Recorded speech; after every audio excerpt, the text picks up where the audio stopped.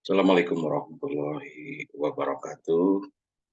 Bertemu kembali dengan saya Teguh Purnama, Arsiparis Muda dari Dinas Perpustakaan dan Kearsipan Daerah Kota Tasikmalaya. Pada kesempatan ini, eh, saya akan berusaha memaparkan tentang aplikasi Sekandi yang akan disosialisasikan di Kota Tasikmalaya pada tanggal 12 Desember 2022.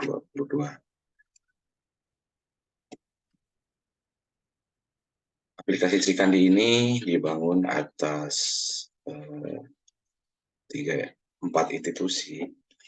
Pertama adalah Kementerian Komunikasi dan Informasi selaku eh, penyedia aplikasi dan sistem informasi, jaringan sistem informasi. Selanjutnya ada eh, dari Kementerian Pendayagunaan Aparatur Negara.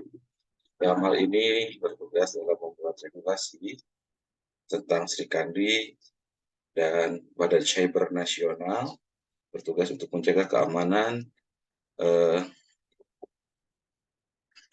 aplikasi ini, serta Arsip Nasional Indonesia sebagai pengguna dan bertugas membuat proses bisnis dalam aplikasi ini.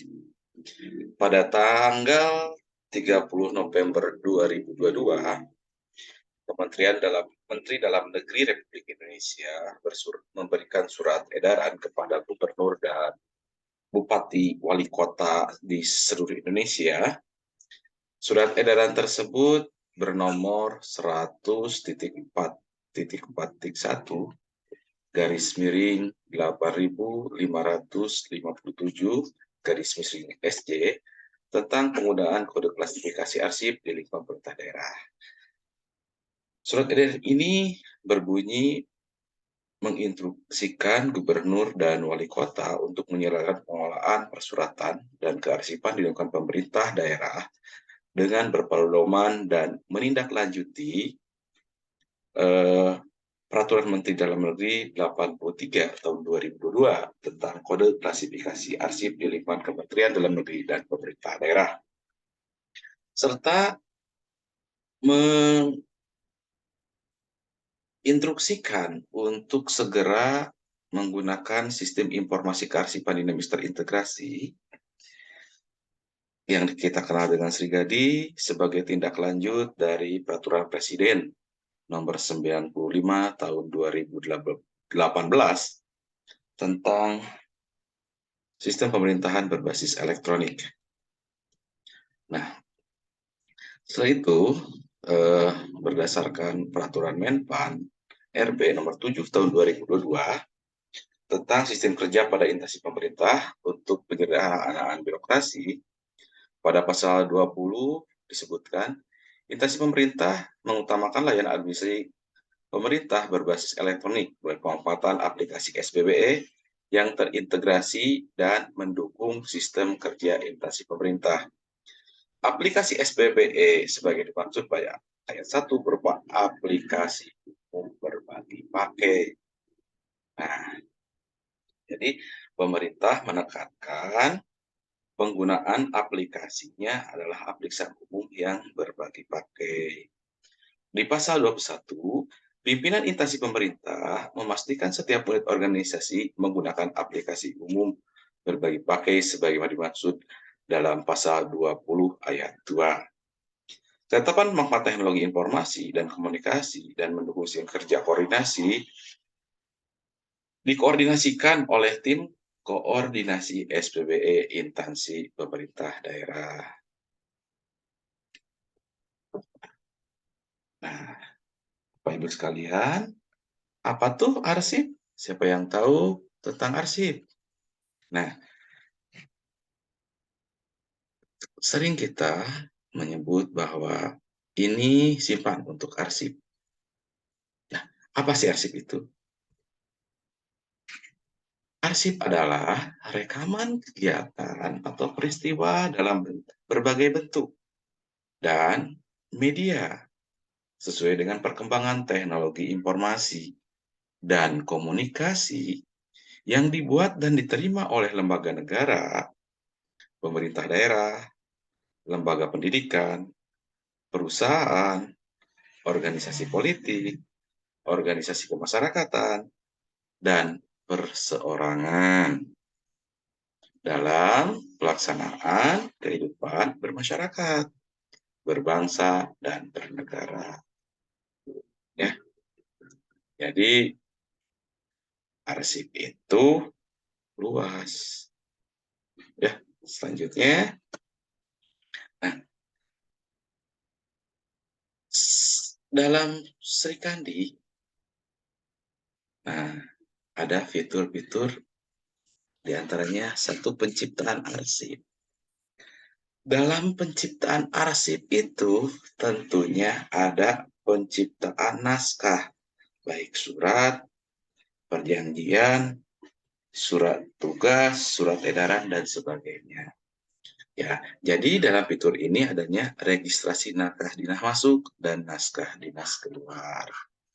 Selanjutnya ada distribusi naskah dinas dan penomoran naskah dinas. Yang kedua adalah penggunaan arsip, ya, di mana tindak lanjut naskah dinas. Yang ketiga adalah adanya fitur pemeliharaan arsip, terdiri pemberkasan arsip dan peminjaman arsip. Nah, yang keempat, penyusunan arsip. Ada usul pindah, usul serah, dan usul. Nah, fitur-fitur ini, langkah-langkah 1-4 ini, namanya adalah pengelolaan arsip dinamis. Jadi, pengelolaan arsip dinamis itu dimulai dari penciptaan arsip, kedua, penggunaan arsip, ketiga, pemeliharaan arsip, dan keempat adalah penyusunan arsip. Nah, akun Sri Kandi yang kita gunakan ini adalah bukan akun live, tapi akun latihan dengan tautan https://srikandi.layanan.go.id.login. Jadi, pada pembuatan penatangan aplikasi, akun user dev TT aplikasi Kandi, nick-nya adalah ini, dan pas frasenya ini. Akun akan diperbaharui setiap 1 bulan selanjutnya. Nah, akun user dev ini didapat dari ini, dari default-nya. Kita klik aja, nanti ada menu-menunya. Nah, akun Sri Kandi ini terbagi menjadi akun admin, baik admin Intasi dan admin OPD. Ya. Akun admin ini berfungsi untuk membuat nama jabatan, nama unit kerja, nama pengguna. Selanjutnya, setelah akun admin membuatkan username dan password untuk pengguna, maka akun pengguna dapat login di akun pengguna dengan user dan password yang telah diberikan. Selanjutnya, dari admin akun ini juga dapat dibuat akun pengelola surat atau penata usahaan atau akun tetap usaha. Ya, fitur-fitur di antara ini tentunya ada perbedaan. Di akun pengguna tentunya 4 langkah tadi, dari penciptaan naskah, pengelolaan naskah, penyusutan naskah, pemberkasan naskah, nah itu ada. Di pengolah surat juga sama, tapi di pengolah surat ada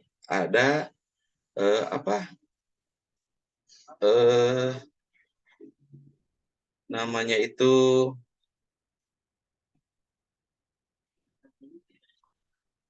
adanya sistem untuk memberikan memuat atau mengisi akun tersebut. Nah, adanya menu setting, ya, ada menu setting. Nah, ini salah satu tampilan akun Sri Kandi. Ya, tampilan akun admin Sri Kandi dari admin OPD. Di sini adalah hanya fitur beranda, fitur administrasi, adanya unit kerja, nah, adanya jabatan dan pengguna. Misalkan ini hak aksesnya selaku user untuk Pak Medi Hendrawan dengan emailnya ini, terus nama penggunanya ini. Nah, misalkan ini contoh, intersisnya, seterusnya bisa aktif. Oke, kita lanjut. Tampilan fitur user pengguna. Berbeda, di user pengguna itu lebih banyak. Ada tanda tangan naskah, ada registrasi naskah keluar, ada tempel naskah, verifikasi naskah, adanya naskah masuk, adanya naskah keluar, adanya daftar disposisi, ada log disposisi untuk mengetahui perkembangan disposisi, progresnya sampai mana, terus adanya daftar tembusan. Nah, ada akun ini pengaturan setting ya, yang saya sebutkan saya lupa. Ini ada akunnya pengaturan. Nah, di pengaturan ini adanya penomoran naskah ya, supaya otomatis ada daftar pendatanganan. Selanjutnya ada daftar verifikator, daftar tujuan, daftar grup tujuan, daftar tujuan disposisi, selanjutnya ada daftar tembusan. Nah, ada pemberkasan di tahap akhir dari pengelolaan arsip dinamis itu adanya tahap pemberkasan. Daftar di sini membuat daftar berkas aktif, tentunya umur dari naskah tersebut minimal umur harus minimal 1 tahun baru bisa pemberkasan. Daftar berkas inaktif. Nah, kita lihat dari JRA ya. JRA-nya sudah dimasukkan, daftar arsip inaktif dan daftar arsip dipinjam. Selanjutnya di tampilan pengguna, nah seperti ini ya, adanya naskah yang nah, ketika Bapak Ibu di dashboard ya, ketika buka dashboard nanti kalau ada angka 1 berarti ada, misalkan di sini ada 1 berarti ada verifikasi naskah yang harus diverifikasi. Misalkan naskah yang belum dibaca dan naskah yang belum ditandatangani ya. Selanjutnya, nah, tampilan di pengelola surat, naskah yang diverifikasi, di naskah keluar ya, naskah yang belum diberi tanda tangan, ada naskah yang dikirim, ada di pengelola surat tampilan seperti ini. Naskah keluar yang belum dibereskan, ada naskah masuk yang belum dibereskan. Nah, tampilannya seperti ini. Selanjutnya ada log naskah, ya, naskah keluar dan naskah masuk. Ya, fitur pengelola surat seperti ini, naskah dinas, ada registrasi naskah masuk, registrasi naskah keluar, naskah masuk, naskah keluar, naskah disposisi, template naskah. Ada log naskah, agenda naskah, pengaturan dan berkas. Ya, di log naskah adanya naskah masuk, naskah keluar, naskah disposisi. Terus agenda naskah dan pengaturan berkas. Di pengaturan adalah pengaturan nomor otomatis. Nah, selanjutnya daftar pendatanganan. Jadi pengelola surat ini bisa men-setting sendiri penomoran otomatisnya. Kan kalau ini diterapkan di awal tahun tentunya nomornya berurut. Nomor urut 1, 2, 3, dan seterusnya. Tapi kalau pelaksanaan di awal tahun tidak bisa dari nomor 1 lagi kan. Kita menyesuaikan dengan nomor surat keluar atau naskah keluar di buku manual. Selanjutnya adanya pendatanganan, daftar pendatanganan, daftar verifikator, daftar tujuan, daftar buk tujuan, selanjutnya ada daftar tujuan disposisi, dan adanya daftar tembusan. Selanjutnya ada apa sih di menu berkas? Nah, adanya daftar berkas aktif berarti kita tidak capek lagi membuat pemberkasan. Selanjutnya, daftar pemberkasan mandiri dan proses pemindahan. Oke, Bapak Ibu, kita lihat.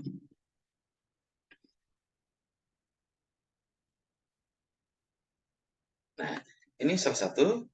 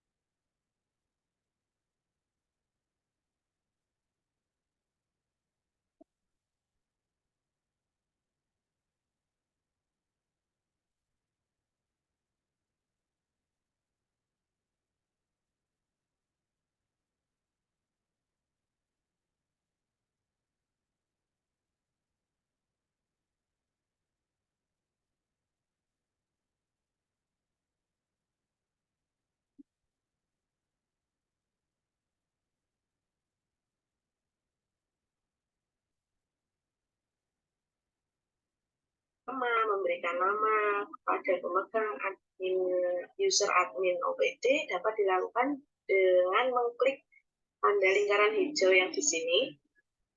Diklik ada panah ke bawah, ada pengaturan akun.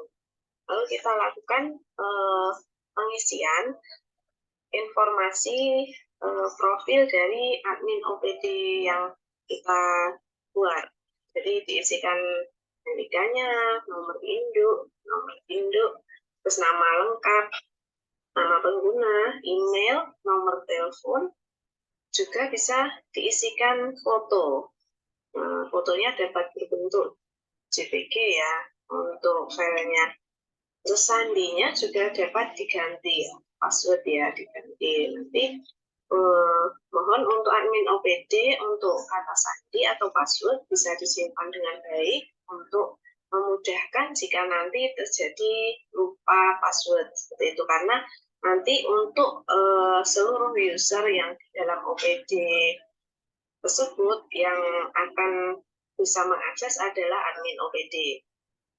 Oke, setelah kita lakukan penggantian, kita akan coba lihat di menu user admin OPD itu apa aja yang bisa dilakukan atau kewenangan apa aja yang di dalamnya.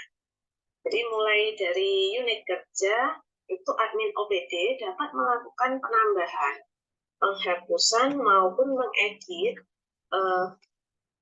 unit kerja yang sudah ada.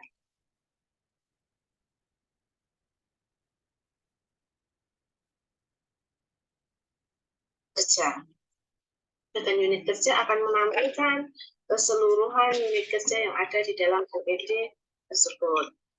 Untuk menambahkan unit kerja dapat dilakukan melalui ikon biru di pojok kanan ini. Ini di sini akan kita lakukan penambahan, misalkan itu tinggal diklik buat baru, lalu kita tambahkan apa unit kerja yang belum tampil ya, belum ada ya. Jadi kita pilih induknya, misalkan unit kerja yang belum ada adalah bidang. Coba aja di sini kita mau menambahkan bidang C. Ini bidang C ya, ini sudah sampai bidang C.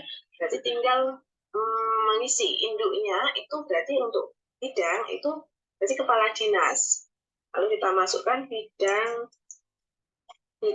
D OPD APH.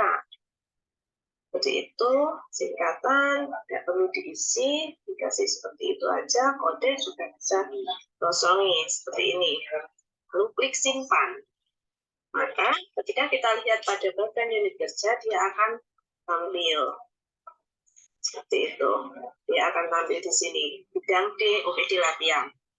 Selanjutnya, di unit kerja, user admin OPD dapat melakukan penambahan unit kerja maupun menghapus. Menghapus dapat dilakukan dengan menghilangkan, mengklik di sini ya, tanda sampah ini tadi ya, kita klik delete. Untuk melakukan pengeditan dapat dilakukan dengan mengklik simbol pensil. Simbol pensil di sini, kita klik, dia akan dapat dilakukan pengubahan atau edit. Mungkin penamaannya ada yang keliru, atau bagaimana kita sesuaikan. Selanjutnya, untuk yang penghapusan tadi, andai kata memang sudah tidak bisa ada simbol sampah, bisa dilakukan dengan mengklik nonaktif seperti itu. Lalu klik perbaharui. Oke. Setelah itu, untuk di menu jabatan maupun pengguna, perlakuannya untuk admin OPD, user admin OPD, perlakuannya sama. Jadi dapat melakukan penambahan jabatan ataupun pengguna baru, menghapus atau menonaktifkan, dan mengedit atau mengubah. Misalkan ada penamaan yang keliru. Seperti itu. Untuk user admin OPD, kewenangannya sampai di sini. Untuk sesi pertama ini, saya akhiri. Terima kasih. Assalamualaikum warahmatullahi wabarakatuh. Nah, seperti itulah cara pengisian.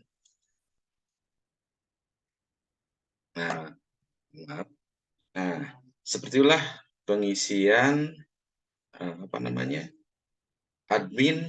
akun admin Sri Kandi.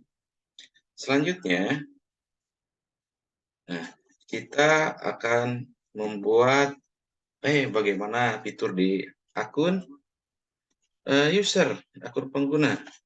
Nah, kita lihat. Nah,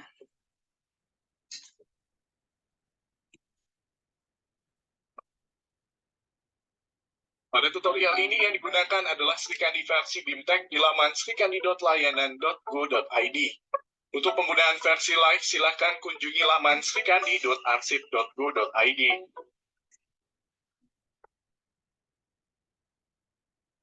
Adalah panduan penggunaan Srikandi untuk registrasi naskah keluar.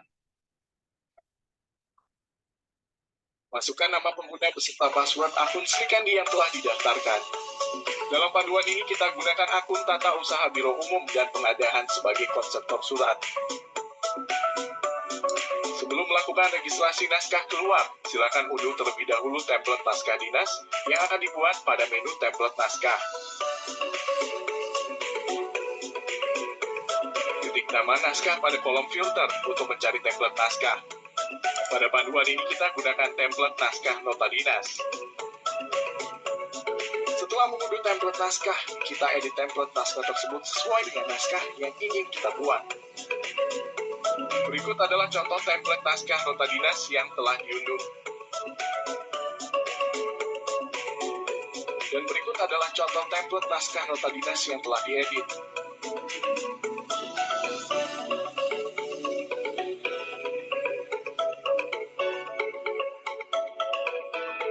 Untuk tujuan, karena lebih dari satu maka ditulis secara manual. Begitu juga dengan tembusan ditulis secara manual. Setelah mengedit template naskah dinas, kita ke menu registrasi naskah keluar. Isikan form registrasi naskah keluar. Pada detail naskah, isikan kolom dari mana naskah tersebut dikirimkan. Lalu pilih jenis naskah, sifat naskah, tingkat urgensi, dan klasifikasinya. Untuk penomoran naskah, silakan klik ambil nomor. Nomor yang tercantum adalah nomor sementara untuk penyesuaian file digital. Untuk nomor referensi tidak wajib untuk diisi. Kemudian isikan hal dan isi ringkas.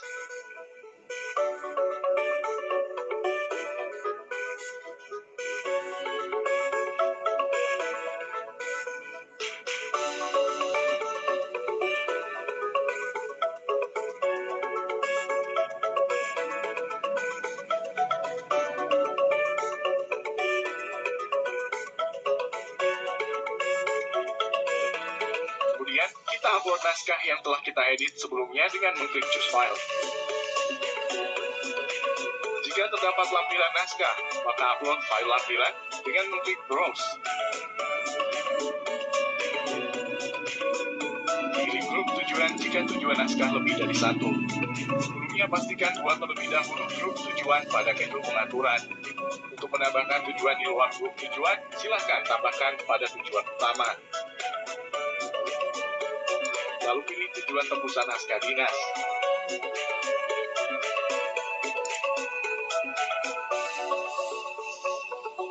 Dan pilih verifikator naskah.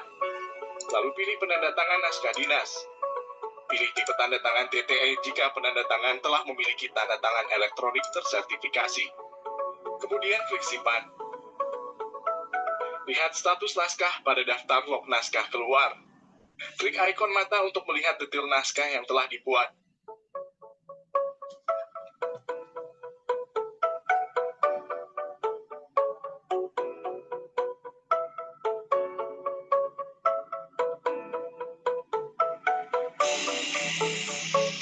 Klik ikon mata pada daftar riwayat perubahan metadata untuk melihat detail history naskah.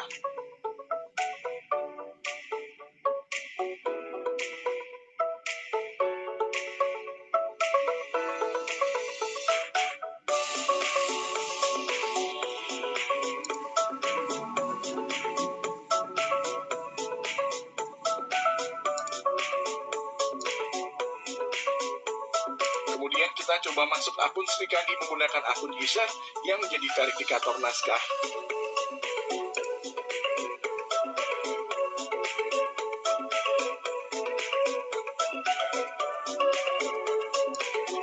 Untuk naskah yang belum diverifikasi dapat dilihat pada beranda akun bagian kanan atas. Lihat di sini ada 7 naskah yang belum diverifikasi. Kemudian kita klik.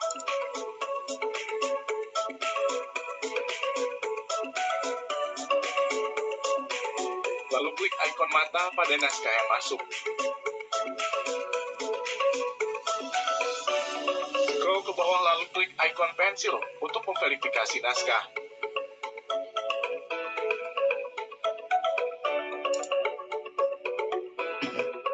Jika naskah tersebut ingin kita tolak, maka berikan catatan di bawahnya. Catatan wajib diisi apabila status naskah ditolak. Untuk naskah ini kita pilih setuju.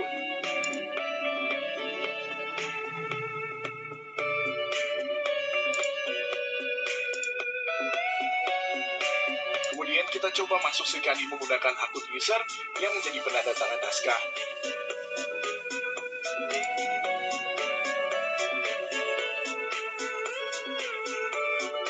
Untuk naskah yang belum ditandatangani dapat dilihat pada beranda akun bagian tengah kiri atas.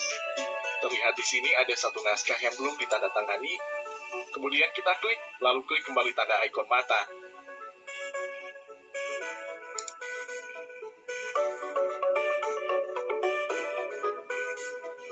Kemudian kita lihat pada detail naskah, terlihat tanda tangan elektronik masih berwarna merah, yang berarti bahwa naskah ini belum ditandatangani.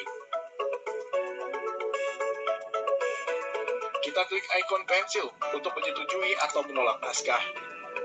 Jika naskah ditolak, maka kita wajib memberi catatan pada kolom di bawahnya.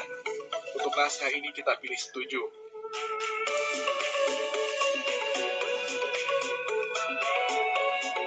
Kemudian klik simpan.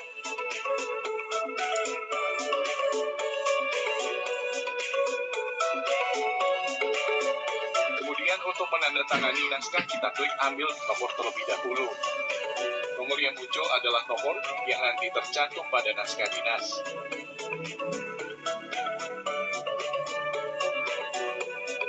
Kemudian ikut key phrase yang kita terima dari notifikasi PSRE.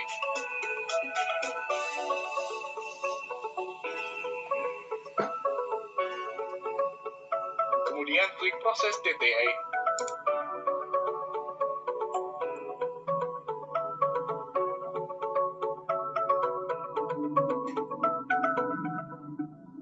Maka kita lihat tanda tangan elektronik sudah berwarna hitam, yang berarti naskah sudah ditandatangani.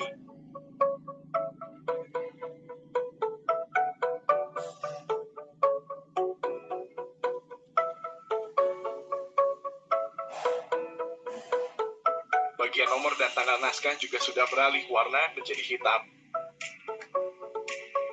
Kemudian kita scroll ke atas lalu klik kirim surat. Pastikan daftar tujuan sudah benar. Lalu klik ya kirim. Maka naskah telah berhasil dikirim.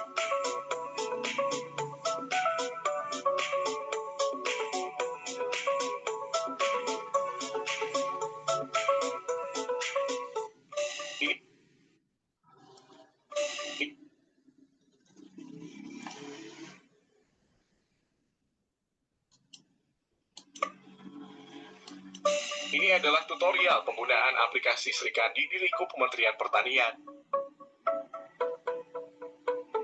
Pada tutorial ini yang digunakan adalah Srikandi versi BIMTEK di laman srikandi.layanan.go.id. Untuk penggunaan versi live, silakan kunjungi laman srikandi.arsip.go.id. Ini adalah panduan penggunaan aplikasi Srikandi untuk registrasi naskah masuk dan disposisi surat. Masukkan nama pengguna beserta password akun Srikandi yang telah didaftarkan. Pada panduan ini kita gunakan akun Tata Usaha Biro Hukum dan Pengadaan untuk meregistrasi naskah masuk. Pada menu naskah dinas, klik registrasi naskah masuk. Kemudian akan muncul form registrasi naskah masuk. Lalu isikan form tersebut dimulai dari identitas pengirim. Jika identitas pengirim belum terdaftar dalam Srikandi, maka isikan identitas pengirim pada kolom nama pengirim, jabatan pengirim, dan instansi pengirim. Jika identitas pengirim sudah terdaftar dalam Srikandi, maka klik pilih pengguna. Lalu ketikkan nama pengirim untuk mencari. Lalu klik nama yang telah ditemukan. Maka akan muncul secara otomatis isian kolom nama pengirim, jabatan pengirim, dan instansi pengirim. Lalu isikan detail naskah seperti jenis naskah, sifat naskah, tingkat urgensi naskah, nomor naskah, tanggal diterima, lalu hal dan isi ringkas. Isikan detail naskah sesuai dengan yang ada pada naskah yang diterima. Pada panduan ini kita contohkan naskah masuk yang berasal dari Arsip Nasional Republik Indonesia.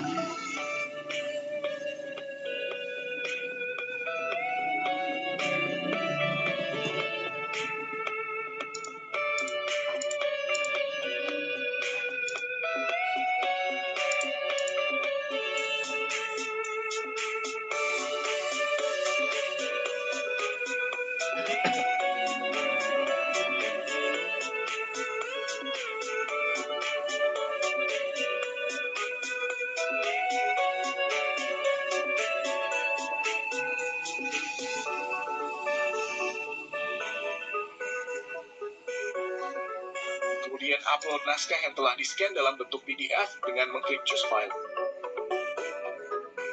Jika terdapat lampiran, maka bisa menggunakan drag and drop files atau mengklik Browse.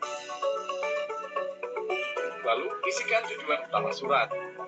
Pada panduan ini, surat ditujukan kepada Sekretaris Jenderal Kementerian Pertanian. Kemudian, klik simpan. Kemudian, klik ikon mata pada naskah masuk yang telah kita registrasi untuk melihat detail naskah dan juga untuk mengirimkannya.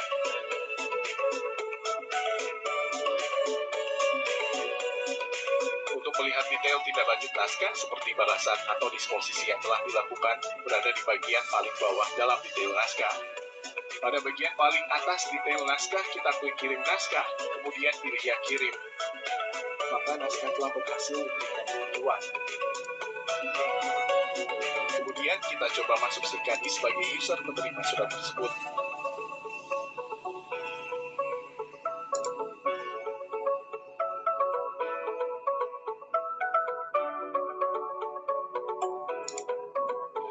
Notifikasi naskah yang belum dibaca berada pada beranda akun di bagian tengah kiri.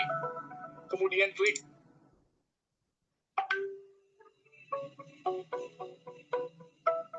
lalu klik pada hal naskah yang masuk untuk membaca detail naskah.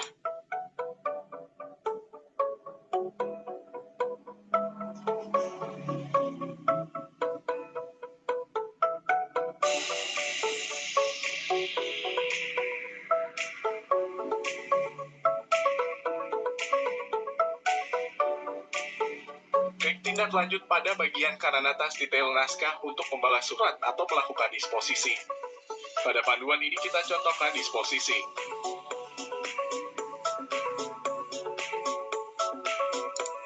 Maka akan muncul form disposisi yang berisi tujuan disposisi dan pesan disposisi.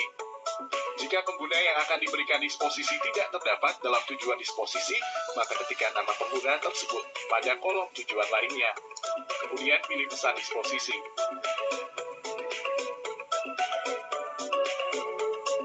Jika terdapat instruksi tambahan dapat dituliskan pada kolom di bawah pesan disposisi.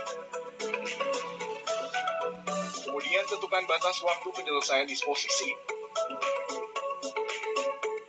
Dan jika ada lampiran maka klik close untuk menambahkan file lampiran. Lalu klik kirim.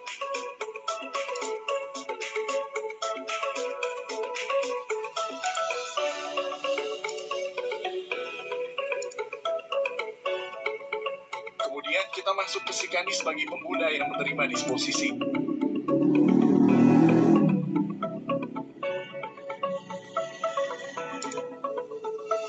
Maka pada beranda akun akan terlihat notifikasi disposisi yang belum ditindaklanjuti pada bagian tengah kanan bawah. Kemudian klik untuk menindaklanjuti. Kemudian pada daftar disposisi, klik pada hal naskah dinas untuk melihat detail disposisi dan menindaklanjutinya. Klik penyelesaian disposisi jika disposisi ingin langsung kita selesaikan. Atau klik tindak lanjut jika kita ingin mendisposisikannya lagi.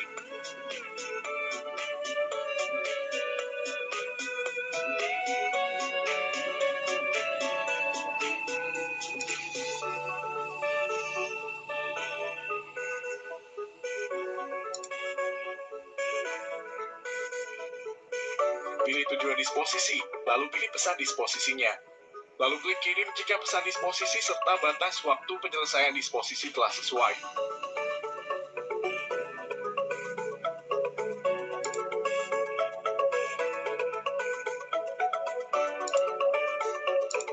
Kemudian, kita coba masuk Sekadi sebagai penerima disposisi lanjutan.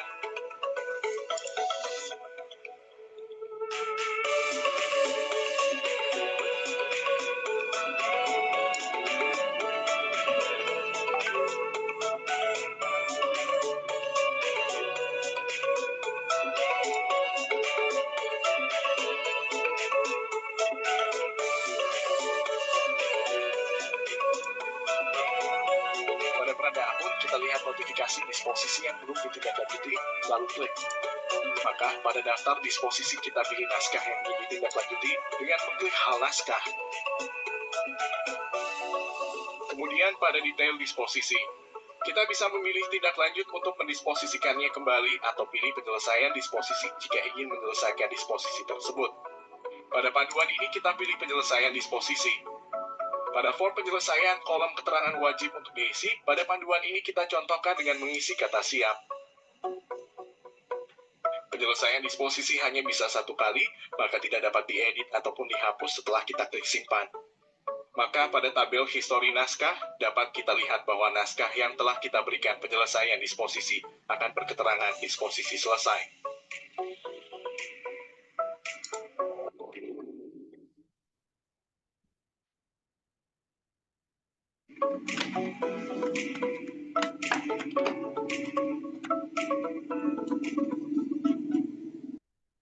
Bu, saya ucapkan selamat belajar, selamat mempelajari. Mudah bukan? Nah, saya Teguh Purnama ucapkan terima kasih dan mohon undur diri. Nanti bertemu lagi di sesi latihan selanjutnya. Billahi taufiq wal hidayah. Wassalamualaikum warahmatullahi wabarakatuh.